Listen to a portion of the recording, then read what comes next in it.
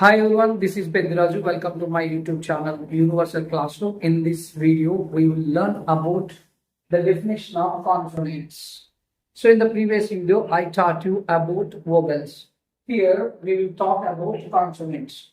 So which letters are consonants? B to Z other than A, E, I, O, U are consonants. Then why are they called consonants? వీటిని consonants అని ఎందుకు అంటారు?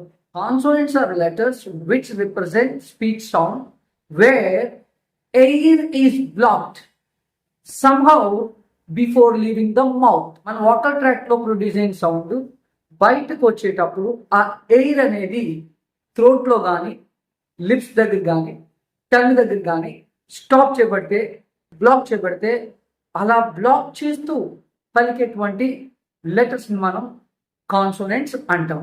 While pronouncing these B to Z is blocked somehow before leaving the mouth.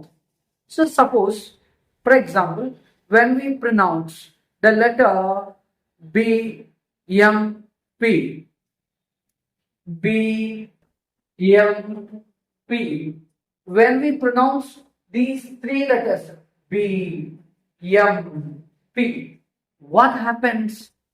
The air is blocked at the lips. That means we close our lips. B, M, P. In the same way, when we pronounce the letters D or T, when we pronounce the letters D or T, our tongue touch behind the front teeth. D, T, like this. So, మనం ఈ B to Z letters ని అంటే AEIOU కాకుండా మిగతా letters ఏవైతే ఉన్నాయో ఆ letters ని మనం పలికేటప్పుడు the flow of air is blocked somewhere through our vocal tract.